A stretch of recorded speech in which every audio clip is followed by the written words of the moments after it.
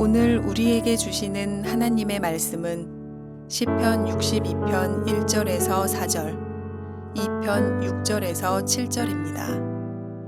나의 영혼이 잠잠히 하나님만 바라며 나의 구원이 그에게서 나오는도다. 오직 그만이 나의 반석이시요 나의 구원이시요 나의 요새이시니 내가 크게 흔들리지 아니하리로다.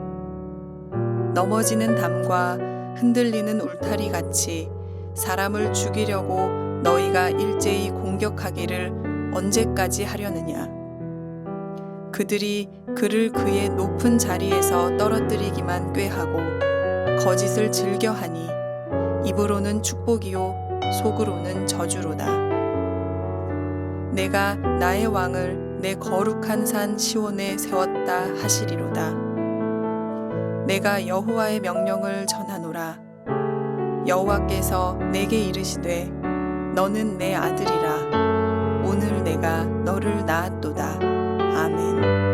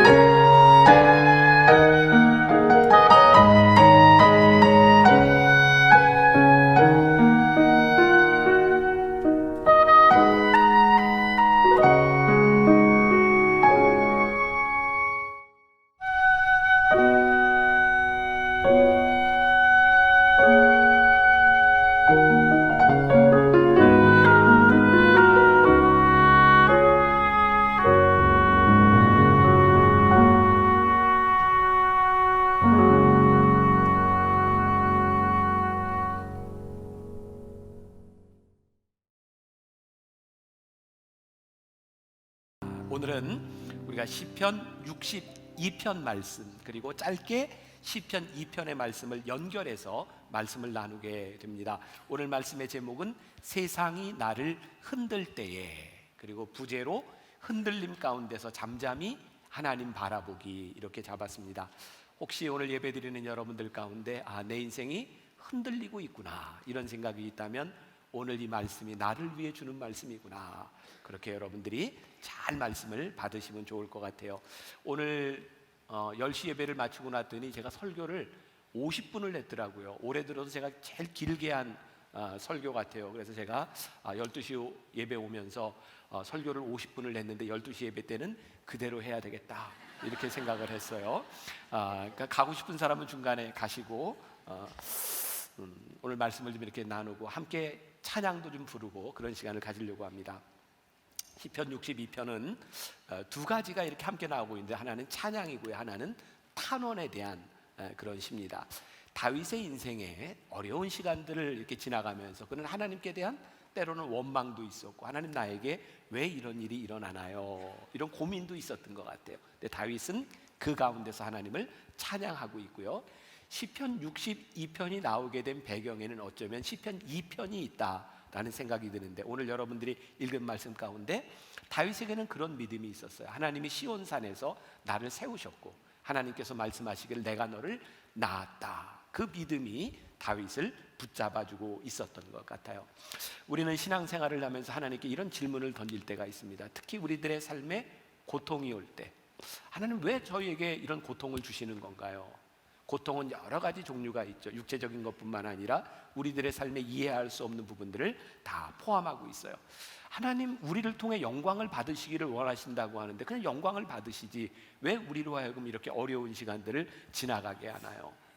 시편이 주는 굉장히 큰 유익은 우리들이 이 말씀을 깊이 묵상하게 된다는 거예요. 저도 이 말씀을 준비하면서 이렇게 묵상하다 그런 생각을 하게 됐어요. 우리 인간은 고통의 시간들을 겪지 않으면 우리들의 삶의 평안이 무엇인지를 이해할 수 없는 거구나. 결국은 고통을 통해서 우리는 평안이라는 것도 경험하게 되는 것 같아요. 이런 예를 들을 수 있을 것 같아요. 여러분들이 밥을 먹는데 음식을 제일 맛있게 먹도록 하는 방법이 뭐가 있을까요?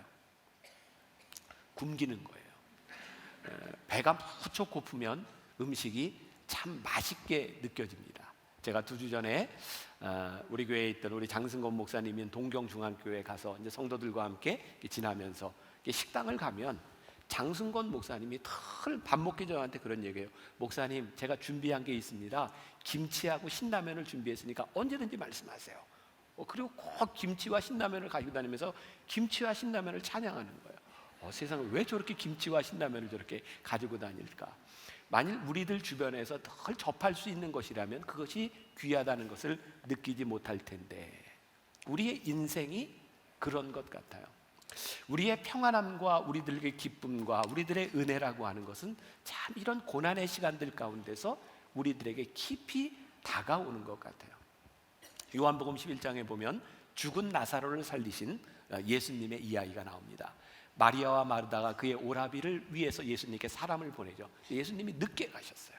오라비가 죽었어요. 슬픈 상황입니다. 예수님께서 이렇게 말씀하세요. 내 오라비가 죽은 게 아니다. 하나님께서 그를 통해 영광을 받으시기를 원한다. 그런데 이해할 수 없는 장면이 나와요. 하나님의 영광을 나타냄이라 라고 말씀하셨는데 예수님이 눈물을 흘리시는 거예요. 아니, 영광을 받으신다며 왜 눈물을 흘려요?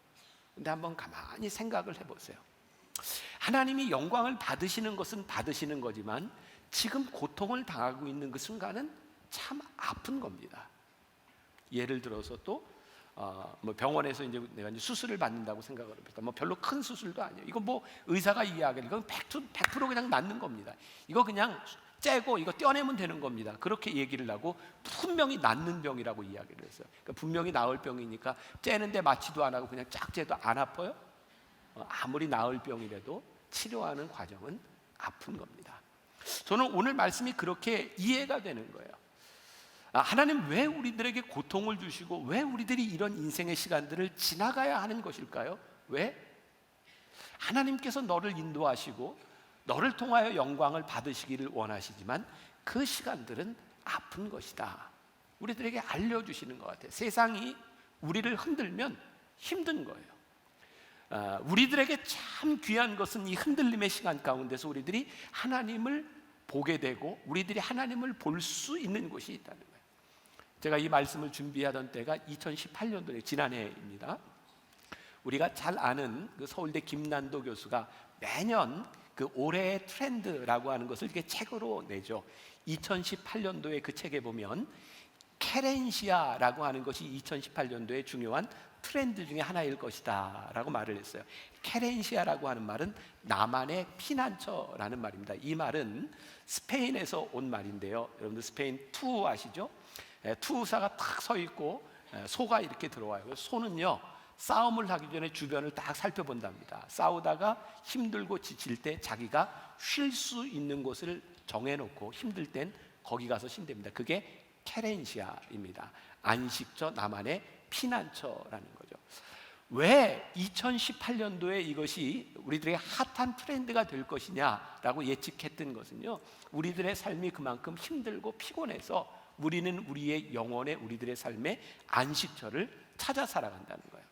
그래서 2018년 이게 핫한 트렌드 중에 하나로 뭘 이야기했냐면 수면 카페, 뭐 낮잠 영화관, 뭐 이런 것들을 얘기했어요. 여러분들 보이시죠? 여러분 이제 직장 근처에 가면 그냥 12시부터 1시 반까지 그냥 낮잠 자는 그런 카페 프로그램들이 있어서 아무도 방해하지 않는 곳에서 저렇게 잠을 자게 하는 곳도 있고요. 또 새로운 트렌드 중에 하나로 데스크 테리어족이 생길 것이다 라는 이야기를 했어요. 저렇게 일하는 사람들이 그 데스크 위에 나만의 공간을 만들어서 나만의 취향을 가지고 이곳에서 쉴 수 있는 공간을 만든다는 거예요. 저는 저 이야기를 보면서 이제 매일신문에도 나오고 했던 기사의 내용인데, 저를 생각해 보니까 저도 이렇게 50대 중반을 넘어가면서 이렇게 나만의 공간을 이렇게 찾게 되는 것 같아요. 다행스럽게 우리 아들이 올해 결혼을 하면서 아들 방이 비었어요. 그래서 그 방을 제가 이렇게 처음으로 저희 집의 서재로 이렇게 꾸미게 되었어요. 거기에 의자도 놓고 그 다음에 블루투스로 연결해서 이제 탁 음악을 들을 수 있도록 이렇게 해놔서 보통 제가 새벽 4시나 5시 일어나면 혼자 그 방에 가서 제일 먼저 하는 게 이제 드라마 성경을 이렇게 리클라이너에 이렇게 누워서 듣고요. 그 다음에 제 책상에 가서 말씀을 준비하고요.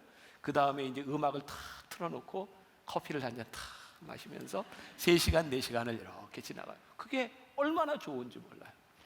우리의 삶에도 안식처가 필요한데 진짜 우리들의 삶에 필요한 것이 영혼의 안식처인 거예요. 우리들의 인생에 아무 문제가 없을 때는 이런 휴식이라고 하는 것으로 우리들의 삶이 케어가 되는데, 우리의 영혼을 뒤흔들어 놓는 사건이 생기게 되면 이것으로 해결이 되지 않는 거예요. 오늘 그래서 다윗이 이야기하고 있는 1절의 말씀을 보니까 나의 영혼이 잠잠히 하나님만 바라며 나의 구원이 그에게서 나는도다. 이 말씀이 그렇게 이해가 되는 거예요. 다윗의 인생에 잠잠히 하나님을 바라보아야 되는 때 그 순간이 그에게 있었구나. 저에게 느껴지는 또 하나의 단어가 하나 딱 있었어요. 달관? 어쩌면 다윗은 그의 인생에 참 힘든 시간들을 지나가며 그는 어떤 달관한 초연한 그런 신앙 상태 가운데서 하나님을 바라보고 있구나라는 생각도 들었어요. 우리가 잘 아는 욥기가 있어요. 욥기는 우리 인간의 고난에 대한 문제를 다루고 있습니다. 욥이 가장 힘들어했던 것은 고난 자체가 아니었어요. 왜 자기가 고난을 받는지 이해할 수 없는 일이었어요. 하나님, 제가 뭘 잘못했죠? 우리 인생의 고민이 그런 거 아니에요? 딱 떨어지게 권선징악이면 그렇게 고민할 일이 없는데 우리의 인생은 그렇게 해결되지 않는 거거든요. 욥은 본인 스스로 의인이라고 생각했는데 내가 왜 이런 고난을 받는지 이해할 수가 없었어요. 그래서 힘들었어요. 근데 욥기 23장 10절에 보면 유명한 말씀이 하나 나오고 있죠. 그러나 내가 가는 길을 그가 아시나니 그가 나를 단련하신 후에는 내가 순금같이 되어 나오리라. 이게 무슨 말이에요? 지금 그의 삶을 제가 설명하지 못하는 거예요. 왜 고난받는지. 근데 이걸 누가 알아요? 그가 아시나니. 내가 다 설명할 수 없는데 그가 아시나니 그가 나를 단련하신 후에는 내가 순금같이 되어 나오리라. 여러분, 우리의 인생의 결론을 알면 그렇게 두렵지 않습니다. 그럼에도 불구하고 알매도 불구하고 그 시간을 지나가는 것은 힘겨운 일이기도 한 거예요. 오늘 다윗이 이렇게 이야기를 하죠. 나의 영혼아 잠잠히 하나님만 바라며. 그가 잠잠히 하나님을 바라보고 있어요. 어떻게? 그의 인생을 뒤흔들어 놓는 많은 어려움 가운데서 하나님을 바라보고 있어요. 우리가 잘 아는 찬양이 하나 있습니다. 413장인데 내 평생에 가는 길 순탄하여 늘 잔잔한 강 같든지 큰 풍파로 무섭고 어렵든지 나의 영혼은 늘 변하다. 내 영혼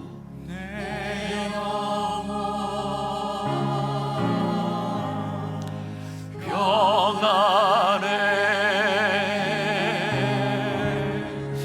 내 영혼 평안해. 여러분들이 지금 이 찬양을 이렇게 불렀거든요. 그런데 이 찬양이 어떻게 이렇게 만들어지게 되었나, 제가 오래전에 이야기를 했는데 잊어버린 분들이 많이 있는 것 같아요. 이게 호레시오스 스패포드라는 사람이 있었어요. 1800년대 중반 이후에 시카고에 큰 화재, 대화재가 있었고요. 이 스패포드라고 하는 분은 그 당시 유명한 무디 목사님과 함께 사역을 했던 분입니다. 사업하는 사람이었어요. 신실한 분이었어요. 교회를 짓는데 많은 공헌을 한 사람이었어요. 근데 사업이 힘들어졌어요. 하나님께 충성했으면 하나님이 복을 주셔야 되는데 그의 인생에 어려움이 온 거예요. 그때 너무 지치고 힘든 이분이 가족들과 함께 유럽으로 여행을 떠나기로 했는데 같이 갈 수 있는 사정이 아니라 아내와 네 딸을 먼저 보냅니다. 근데 그 배가 유럽으로 가는 바다 한가운데서 침몰합니다. 그래서 그 당시에 266명이 죽어요. 아내만 살고 네 딸이 다 죽었습니다.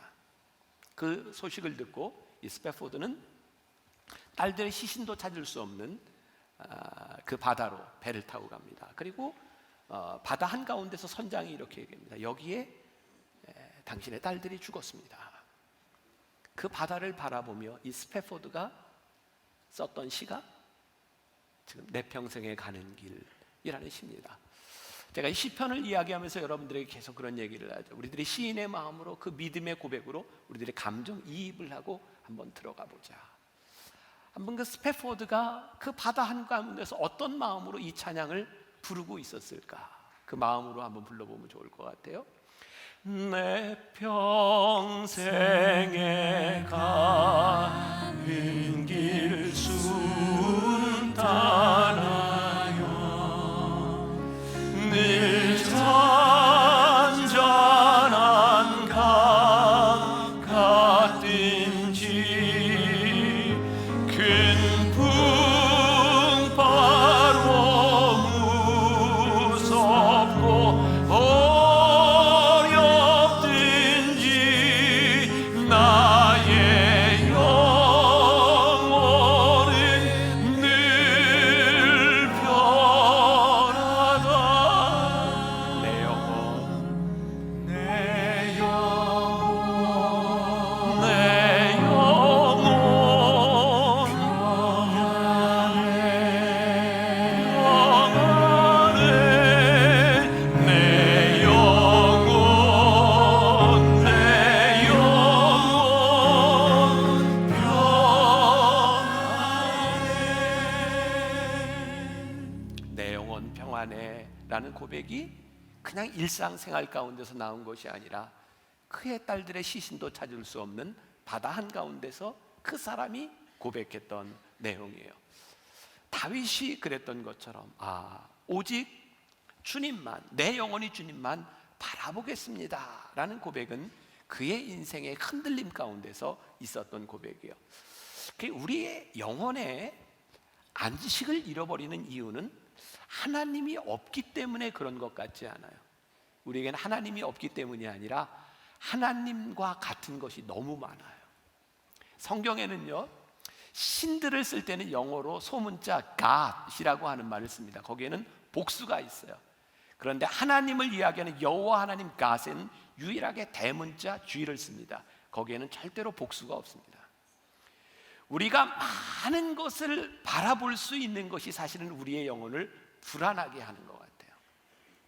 제가 요즘 저도 이렇게 나이가 들어간다라고 느끼는 게 요즘 자꾸 옛날 얘기를 많이 하니까 나이가 들어가는 거다 싶어요. 제가 옛날에 훈련 받을 때 이야기예요. 저도 이제 군목으로 장교 훈련을 받았으니까 여러 가지 이제 훈련을 받는데 그 중에 생각나는 게 이제 공수 훈련을 받기 전에 이제 예비 훈련을 받는데요.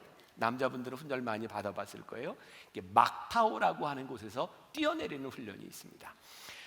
이제 낙하산을 타고 점프하는 그런 훈련을 하기 위해 예비로 이렇게 공포를 극복하는 거죠. 그 막타오는 보통 11m에서 13m 정도, 3층에서 5층 정도 높이에서 뛰어내리는 거예요. 그때 모이 낙하산을 이렇게 메고요. 뛰어내리면서 낙하산을 피는 것을 1만, 2만, 3만, 4만 하면서 이렇게 낙하산을 피는 그런 이제 훈련을 하는 겁니다. 근데 그 높이가 인간에게 아주 공포심을 주기 때문에 훈련을 받을 때 조교가 딱 막타워 앞에 서면 이렇게 묻습니다. 애인 있습니까? 예, 있습니다. 그러면 애인의 이름을 부르고 뛰어내리십시오. 그렇게 얘기합니다. 저도 막타워에서 뛰어내렸어요. 어떻게 뛰어내렸을까요? 인수가 그리고 이제 이렇게 뛰어내릴 거예요. 근데 그때 저하고 같이 훈련받던 목사님 중에 한 분인데 이제 많은 목사님들이 결혼하고 군대를 갔는데 총각이 있었는데요. 그 목사님은 매일 자랑하는 게 뭐였냐면 여러 여자한테 편지가 와요. 그리고 그때 제가 그 막타워를 뛰어내리기 전에 그 목사님을 유심히 봤어요. 많은 여자 중에 누구를 부르나. 그 목사님이 뛰어내리면서 엄마 그리고 뛰어내렸어요. 그 많은 여자는 아무 소용없더라고요. 전 우리의 인생을 뒤흔들어 놓는 위기 가운데서, 공포 가운데서 우리가 부를 이름이 있는 것, 내 영혼이 하나님만 바라며, 오늘 성경까지 God alone이라고 되어 있어요. 내가 하나님만 바라며 그것처럼 우리의 인생을 붙잡아주는 것이 없는 것 같아요. 제가 어떤 목사님의 설교를 라디오에서 듣게 되었어요. 어린 시절에 소에게 풀을 먹이러 이렇게 소를 이렇게 가면 풀을 벨 때마다 제일 무서운 게 뱀이었답니다. 뱀. 그래서 풀을 베기 전에 이게 작대기를 가지고 뱀이 이렇게 막 이렇게 흩어 버리는 거죠. 근데 이 목사님이 깜짝 놀랄 만한 사실을 하나 발견했답니다. 뱀이 무서워서요 이렇게 막 작대기로 흩트는데 보니까 나만 뱀을 무서워하는 게 아니라 뱀이 자기를 무서워하더래요. 놀라운 사실을 발견한 거. 나만 무서워하는 게 아니라 뱀이라도 나를 무서워하는구나. 여러분 그런 생각 해보셨어요? 우리는 이 세상에 살아가면서 고난과 이런 역경에 대한 문제뿐만 아니라 악한 세력에 대한 문제들, 영적 싸움도 있어요. 그런데요, 우리가 이 세상을 바라보며 두려워할 때 진짜 이 세상이 두려워하는 것은 하나님을 두려워해요. 하나님, 여러 신을 이야기하는 God, 복수의 하나님이 아니라 God alone, 하나님을 두려워해요. 그러니까 우리들이 하나님을 붙잡고 살아간다는 건, 내가 하나님만을 바라봅니다라고 하는 것은 이 세상에서요 우리를 아주 능력 있게 만들어요. 다윗이 시편 23편에서 여호와는 나의 목자시니 이렇게 고백을 하면서 어떤 이야기를 해요? 원수의 목전에서 나에게 상을 베푸시는 분, 그분이 나의 목자이십니다.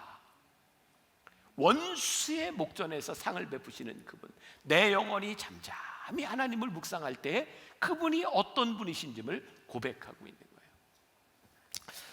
제가 벌써 이제 유학하던 시절이 벌써 20년이 넘었어요. 이제 오랜 시간이 흘렀는데 제가 있을 때만 해도 참 미국은 흑백 인종 간의 그런 문제들이 지금보다 훨씬 더 심각했고요.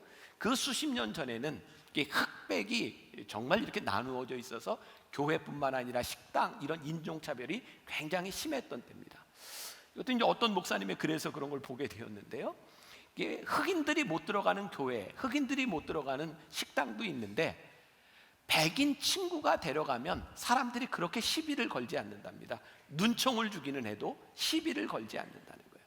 결국 우리들이 어디에 있느냐보다 더 중요한 것은 우리들이 누구와 함께 있느냐, 그것이 우리들의 인생에 훨씬 더 중요한 일이에요. 혹시 여러분들 기억하시는지 모르겠어요. 몇 달 전에 저희 교회에서 이게 드라마 바이블을 만든 빌황 장로님하고 저하고 이렇게 토크로 설교했던 때가 있어요. 그때 그 토크하면서 그 장로님이 그런 얘기를 했습니다. 본인은 사업가고 그래서 참 이렇게 뭐 어렵게 살기 힘든 형편이다 막 자랑을 하면서 제가 미국에 오면 자기가 미슐랭 식당에서 저를 이렇게 뭐 대접을 하겠다 뭐 이런 이야기를 했어요. 제가 올 이제 10월에 뉴저지에 이제 집회가 있어서 갔을 때 제가 그 빌황 장로님을 만나게 되었습니다. 그분이 자기가 우리 교인들에게 약속을 했노라고 뉴욕의 맨해튼에서요.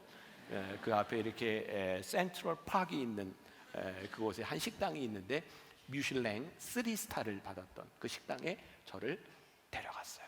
그 식당은요, 트럼프 대통령이 당선되자마자 제일 처음으로 와서 먹었던 식당이래요. 장 조지라고 하는 유명한 미슐랭 식당에 들어가. 저 처음으로 그런 데 가봤어요. 그러니까 제가 이게 먹었던 그런 분위기가 아니니까 굉장히 이렇게 낯선 거예요. 뭘 시켜야 될지, 이렇게 뭘 먹어야 될지 그런 것도 잘 모르겠고, 제가 나중에 그 식당에서 밥을 먹고요 나와서 인터넷에 찾아봐서 얼마인지 말할 수가 없어요. 비싸요. 근데 거기에서 제가 굉장히 어색한데요. 그분하고 이렇게 식당에 있으면서 그분이 이제 주문을 하는 거예요. 저는 이따가 그분이 주문하면 그리고 제가 이제 밥을 먹고 나왔어요. 나에게 익숙치 않은 곳에서 나에게 힘이 되는 것은요, 그곳에 익숙한 사람이에요. 우리의 삶이 그렇거든요. 우리들이 이해할 수 없는, 우리들이 받아들일 수 없는 우리의 인생 한가운데서 우리의 삶을 받아주는 것은요, 우리의 삶을 이끄시는, 나의 가는 길을 알지 못하지만 나를 단련하신 후에는 나를 순금같이 만들어내실 그분을 우리들이 의지하는 것보다 우리의 인생을 복되게 붙들어주는 게 없어요.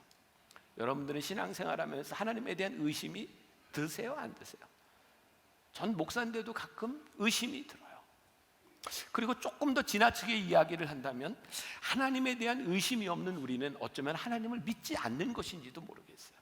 왜 하나님께 대해서 의심이 들까요? 우리가 하나님을 다 모르잖아요. 하나님을 이해하지 못하잖아요. 그러니까 하나님이 우리들의 삶을 인도해 가신다고 하는데 내가 이해할 수 없는 곳에서는 우리들이 의심이 일어날 수밖에 없는 거예요. 그런데요, 내 삶에 의심이 일어나고 하나님이 이해할 수 없는 순간에 우리들은 하나님을 묵상해요. 하나님을 바라봐요. 그리고 그분 안에 거하기 시작할 때 비로소 우리들에게 새로운 믿음이 생기기 시작해요. 저에게도 요즘 이제 그런 시간들이 있어요. 힘들고 그래서 하나님을 묵상해야 되는 일들. 우리가 지금 대강절을 지나가고 있어요. 제가 이 말씀을 준비하며 그 시기에 읽었던 책이 있는데 팀 켈러 목사님이 쓴 예수라고 하는 책이었어요. 오늘 제가 말씀드리려는 이 부분하고 참 연결이 돼서 하나 소개를 하려고 하는데, 마리아, 예수님의 어머니 마리아에게 천사가 나타나서 너를 통해서 예수님이 나올 거다라고 하는 수태고지를 합니다. 수태고지. 그런데 천사가 나타나서 너를 통해서 예수님이 태어날 것이다 라고 이야기를 하는데, 누가복음 1장 34절에 마리아의 반응이 이렇습니다. 어찌 이 일이 있으리까? 그리고 나서 이렇게 말을 합니다. 주의 여종이오니 말씀대로 내게 이루어지이다. 자, 제가 하나님의 말씀을 우리들이 볼 때 묵상하는 포인트 중에 하나는 감정이입이라고 그랬어요. 마리아의 입장에서 여러분들이 한번 이 말씀을 보세요. 천사가 나타나서 너를 통해 성령으로 잉태돼서 하나님의 아들이 나올 것이다 라고 얘기했는데, 처녀가 이런 이야기를 들었는데 얼마나 당황스럽겠어요. 그러니까 어찌 이 일이 나에게 있을 수 있습니까? 그런데 마리아가 이어서 주의 여종이오니 말씀대로 내게 이루어지이다. 자, 한번 상상을 해봅시다. 어찌 이 일이 나에게 있으리까 하면서 마리아가 주의 여종이오니 말씀대로 내게 이루어지이다, 이렇게 말을 했을까요? 아니면 어찌 이 일이 있으리까? 제가 주의 여종이니 말씀대로 이루어주세요, 이렇게 얘기했을까? 전자 후자. 제가 보기엔 후자였을 것 같아요. 마리아가 주의 여종임에도 불구하고 천사가 나타나면서 이야기함에도 불구하고 이 일이 어찌 나에게 이루어질 수 있습니까? 그게 믿어지지 않는 거예요. 이 팀 켈러 목사님은 이것을 유연한 믿음이라고 이렇게 표현을 했는데, 유연한 의심이라고 표현을 했는데, 이게 믿어지지 않는 거예요. 그러나 내가 여종이오니 그냥 그 말씀을 받아들이겠습니다 라고 하는데 여전히 의심 가운데서 그 말씀을 받고 있는 거예요. 근데 누가복음 1장 41절에서 45절에 보면 이 마리아가 세례 요한의 어머니였던 사촌 엘리사벳을 만나게 됩니다. 근데 엘리사벳이 그때 마리아의 복중에 있는 아이에 대해서, 성령을 통해 잉태되어 나올 그 아이에 대해서 확신에 차서 이야기를 합니다. 그 이야기를 마리아가 듣습니다. 유연한 의심 가운데서 확실한 믿음 가운데 거하게 되는 순간에 마리아가 이렇게 얘기합니다. 내 영혼이 주를 찬양하며 내 마음이 기뻐하였음은. 이제 의심에서 끝나는 것이 아니라 그 의심에서 시작해서 하나님이 이렇게 일하시는구나, 그것이 믿음으로 들어오기 시작할 때 그때 하나님을 찬양합니다. 저는 이것이 찬양이라고 생각해요. 이 믿음과 이 고통과 이 의심의 시간이 없이 우리들이 부르는 찬양은 어쩌면 굉장히 형식적일 수 있어요. 근데 이 과정을 지나간 마리아에게 이 찬양은 정말 찬양이 됩니다. 자, 오늘 다시 다윗에게로 돌아가서 우리들 1절 말씀해 봅니다. 나의 영혼이 잠잠히 하나님만 바라며. 이 시간들을 지나가면 나의 구원이 그에게서 나오는구나, 이렇게 고백을 하면서 다윗이 2절에서 이렇게 고백하는 거예요. 오직 그만이 나의 반석이시요 나의 구원이시요 나의 요새시니 내가 크게 흔들리지 아니하리로다. 오직 주만이 나의 반석, 나의 구원이시니.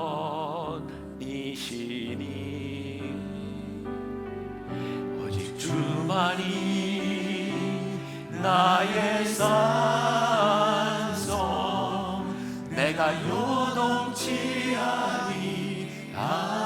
자, 다윗이 지금 여러분들처럼 찬양을 했을까요? 아니면 오직 주만이 나의 반석, 나의 구원이시니, 이렇게 찬양을 했을까요? 전 여러분들처럼 찬양하지 않았을 거예요. 다윗의 마음으로 한번 봅시다. 시작. 오직 주만이 나의 반석, 나의 구원이시니.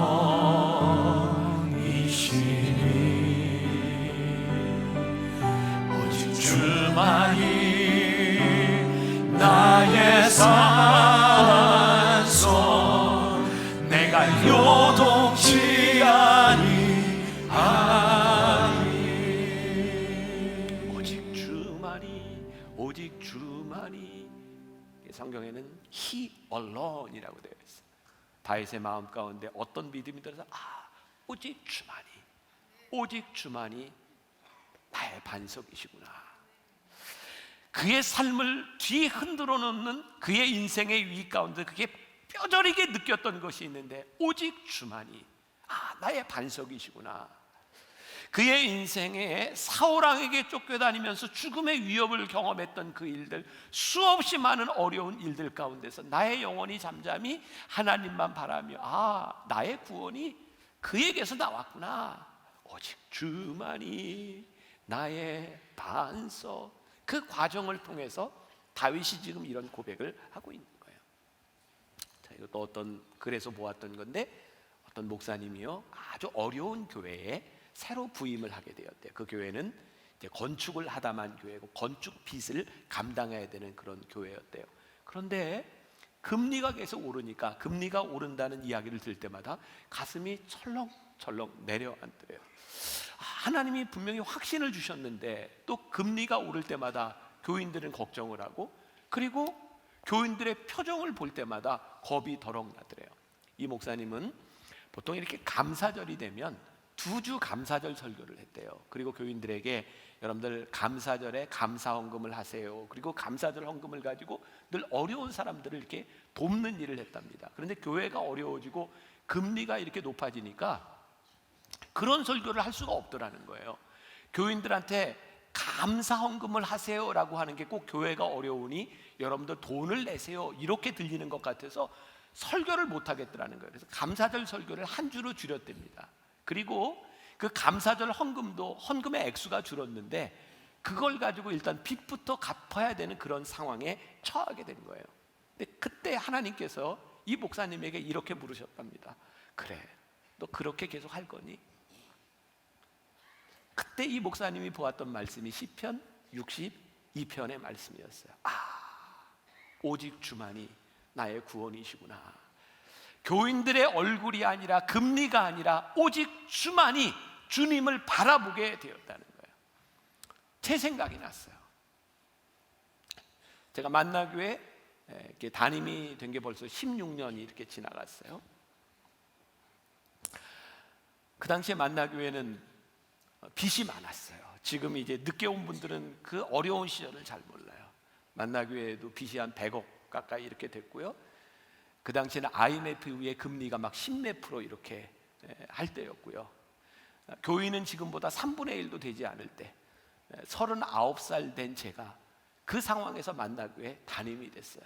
여러분들에게 한번 물어보겠습니다. 제가 두려웠겠습니까? 안 두려웠겠습니까? 안 두려웠어요. 진짜 하나도 안 두려웠어요. 그리고 그 다음에 저희는 그 많은 빚을 안고요, 교회 아이들을 위해서 우리가 다음 세대를 위해서 무엇을 할까? 그래서 정말 교회 리모델링을 하는데 돈이 많이 들어갔어요. 근데 저는 정말 무섭지 않았어요. 두렵지 않았어요. 그때 저에게 딱 한 가지가 있었는데 저에게는 뛰는 가슴이 있었어요. 하나님께서 만나교회에 저를 담임 목사로 세우셨을 때 하나님 왜 저를 세우셨습니까? 우리 교회가 해야 되는 일은 무엇입니까? 저에게 두려움이 없었어요. 유일하게 저에게 뛰는 가슴이 있었어요. 그렇게 10여 년의 세월이 흐르고요, 제가 지금 만나교회 담임 목사가 되어서, 여러분, 담임 목사는 교회 운영을 해야 되잖아요. 재정도 봐야 되고 관리도 해야 되고 10여 년 동안 교회를 이렇게 관리하고 이렇게 운영하고 이렇게 지나오면서 요즘 제가 무슨 생각을 하냐면, 만약에 지금 내가 그 상황이었다면 저는 그렇게 일을 못했을 것 같아요. 왠지 아세요? 제가 생각해야 될 게 너무 많은 거예요. 고려해야 될 게 너무 많은 거예요. 그때 저에게 유일했던 것은요, 저에게 뛰는 가슴이었고요. 그때 제가 정말 가슴을 이렇게 뛰게 했던 것들 중에 하나가 교회를 향한 이 세상의 비난이었어요. 아니, 교회를 새로 짓거나 교회가 들어가면 사람들이 피켓을 들고 반대를 해요. 왜? 이 교회가 들어가면 시끄럽고 복잡하고 집값이 떨어지고. 근데 그게 저에게 거룩한 분노였어요. 하나님, 왜 교회가 이래야 됩니까? 그래서 교인들에게 그때 그런 설교를 많이 했어요. 여러분, 교회 때문에 땅값이 떨어지고 집값이 떨어지는 것이 아니라 이 교회가 여기에 존재함으로 인하여 이 지역의 가치가 높아질 수 있는 교회, 우리는 그런 교회를 꿈꾸며, 그래서 교회가 이 땅의 소망입니다라고 하는 슬로건을 걸었어요. 그래서 그게 제가 우리 교인들에게 이런 설교를 했어요. 여러분, 우리 만나교회 때문에 이 주변에 땅값이 뛰고 쥐값이 뛸 것이니 여러분들 빨리 집을 팔고 요 앞에 장미코롱, 동부코롱 장미 아파트로 이사 오세요. 제가 그렇게 얘기를 했어요. 예배를 마치고 났더니 부동산은 한 분이 저에게 이렇게 해서, 목사님 그렇게 무책임한 설교를 하시는 거 아닙니다. 저에게 그랬어요. 여러분 아십니까? 그 당시에 동부 여기 장미 아파트는 분당에서 제일 싼 아파트였어요.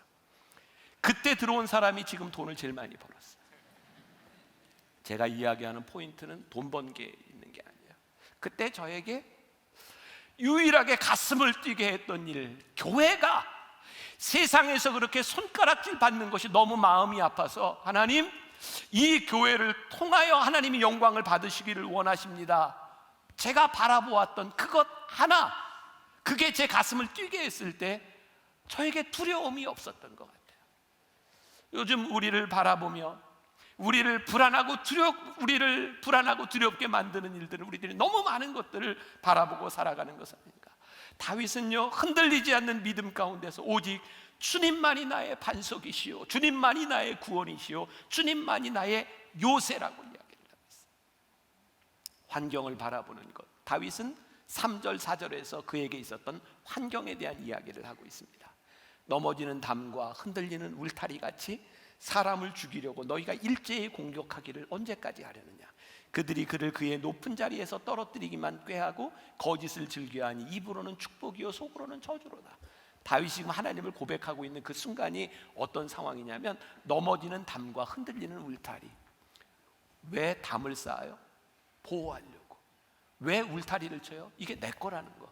그런데 담이 흔들리고 울타리가 넘어지는 상황이 지금 다윗이 처한 상황인 거예요.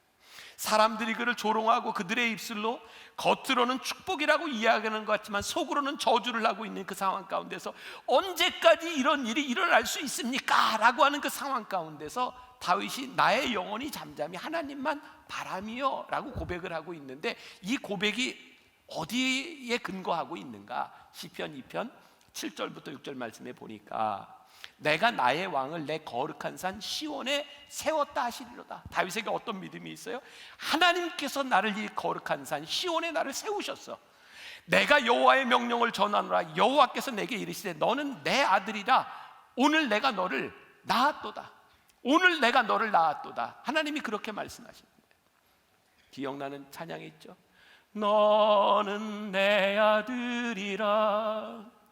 오늘날 내가 너를 낳았도다. 너는 내 아들이야. 나의 사랑하는 내 아들이라. 너는 내 아들이라. 너는 내 아들이라.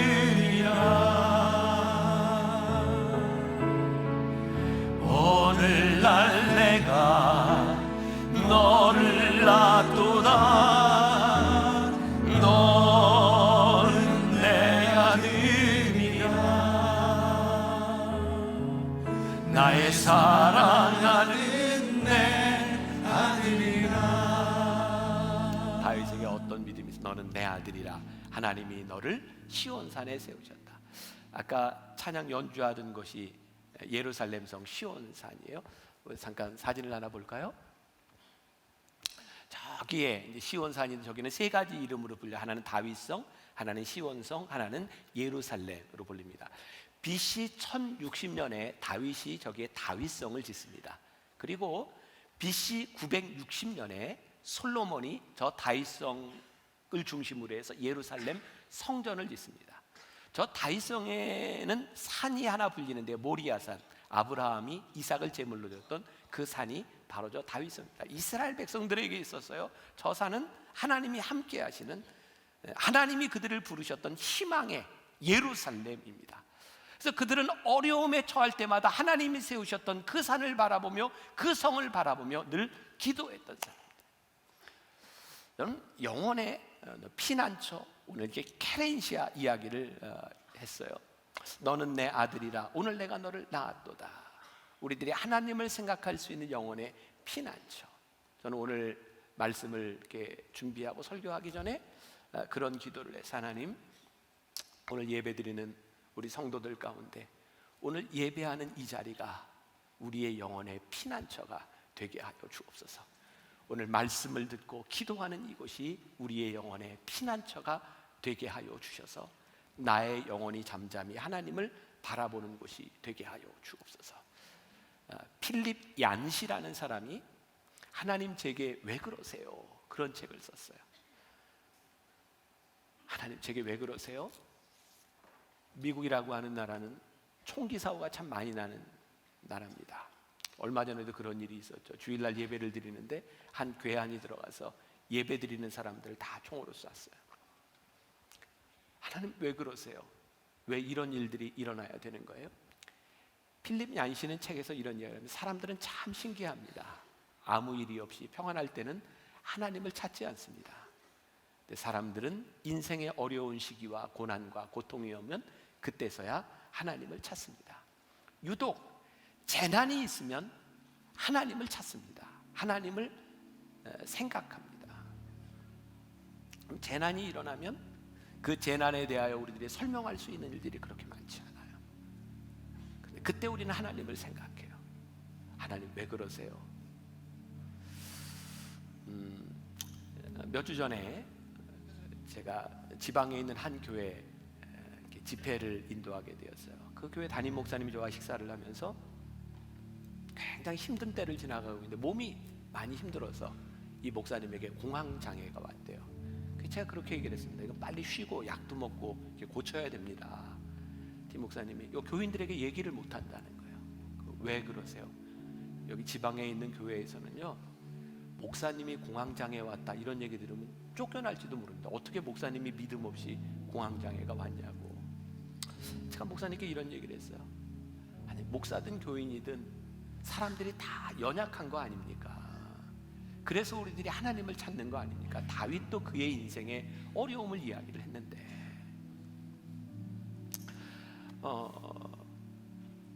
저도 이렇게 동일한 시기들을 이렇게 많이 지나가죠.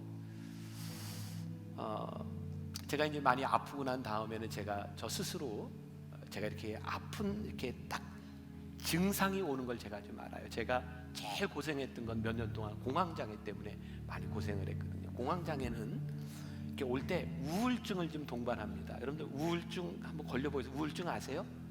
우울증은요, 우울해요. 진짜 이거 설명을, 그냥 우울증은요 그냥 우울합니다. 이유가 없이 우울합니다. 저도 이렇게 공황장애로 이렇게 넘어가기 전 단계에서 저에게 딱 오는 게 우울감입니다. 그냥 블루예요. 그냥 우울해요.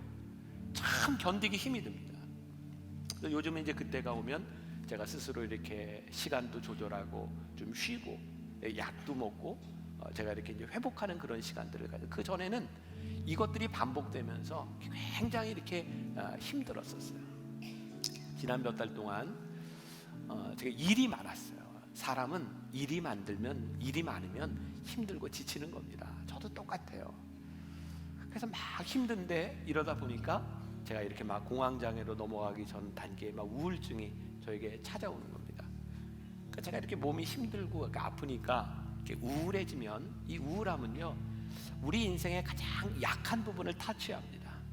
제가 막 아프고 이렇게 힘이 드니까 저에게 어떤 걱정이 생기냐면, 내가 아프고 이렇게 힘든데 이렇게 나와 제 아내가 이렇게 먼저 죽으면 우리 딸을 어떻게 살까? 늘 장애를 가지고 있었던 제 딸에 대한 그런 이제 걱정과 우울함이 저에게 이렇게 오는 거예요.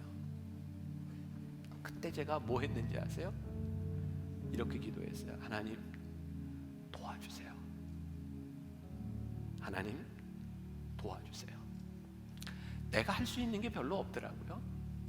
그때 내가 하나님 앞에 할 수 있는 게 그거 하나였어요. 하나님 도와주세요. 그리고 그 순간에 하나님은 나에게 가장 친밀한 분이세요. 그래서 오늘 여러분들에게 그런 말씀을 드리고 싶어요. 나의 영혼이 잠잠히 하나님만 바라며. 혹시 여러분들의 인생에 그런 참 힘든 흔들리는 시간들을 지나가고 있는 사람이 있다면, 하나님 도와주세요. 나의 영혼이 잠잠히 하나님만 바라며 나의 구원이 그에게서 오는도다. 이것은 아픔과 고난의 심연 가운데서 우리들이 고백할 수 있는 믿음의 이야기입니다. 오늘 여러분들에게 그런 고백이 있기를 바라고요. 그래서 오늘 이제 눈이 잘 이제 보이지 않는 이제 시력을 이제 거의 이제 잃어가고 있는데, 우리 오정원 우리 어린이 이제 피아노를 이제 공부하고 있는데, 지난번 변화산 때 우리 정원이가 피아노를 잘 배울 수 있도록 우리가 헌금해서 새로 피아노도 이렇게 사주고 했는데, 우리 정원이의 고백과 함께 이렇게 연주를 듣고 우리들이 함께 찬양했으면 좋겠습니다. 저희 아버지가 또 이제 그 가게 문에 박아가지고 이제 눈 수술을 하신 거하고, 내년에 매학교로 이제 가게 돼가지고 하나님께서 이렇게 이럴 때 하나님이 없다고 좀 느껴지긴 하거든요. 원망 같은 걸 하지 않고 그냥 뭐 기도하죠. 이걸 이제 우리가 극복하게 해달라. 또 하나님 말씀 듣고 막 그러면서 막 극복을 했어요.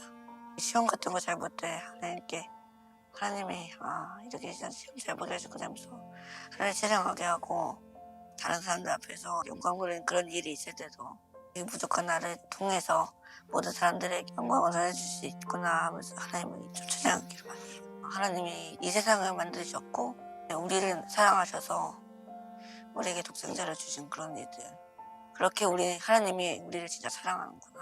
이제 하나님을 찬양하고 하나님은 우리의 산성이시고 하나님은 우리의 반석이심을 모든 사람들한테 전하고 사람이 되고 싶어요.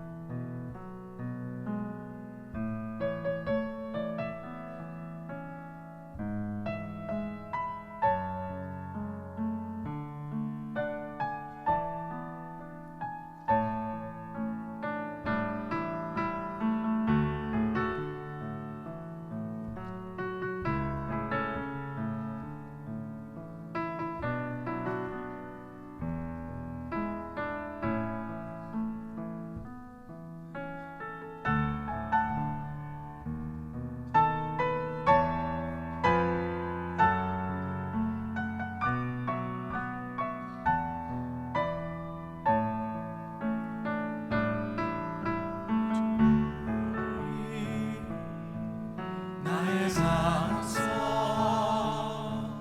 나의 구원이시니 오직 주만이 나의 산성 내가 요동치 아니하리 오직 주만이 오직 주만이 나의 반석 우리 함께 일어나 찬양합시다. 구원이시니 오직 주만이 나의 산성 내가 요동치 아니하리 나의 구원 나의 영광 나의 구원 나의 영광 하나님께 있으니 하나님께 있으니 내 힘의 반석과 피난처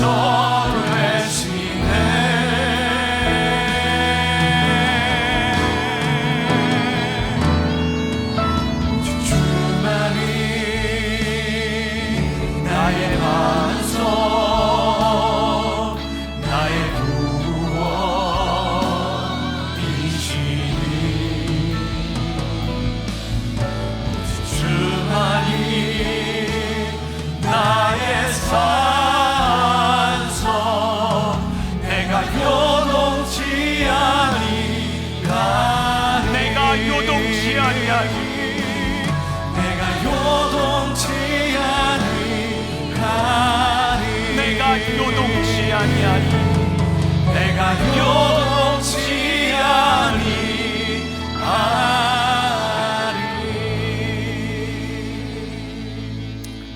하나님 오늘 우리가 나의 영혼을 향하여 이렇게 이야기합니다. 나의 영혼이 잠잠히 하나님만 바라며 나의 영혼이 잠잠히 하나님만 바라며 나의 구원이 그에게서 오는도다. 하나님 오늘 예배하는 우리 성도들 가운데 우리의 인생에 깊은 골짜기를 지나가는 사람들이 있습니까?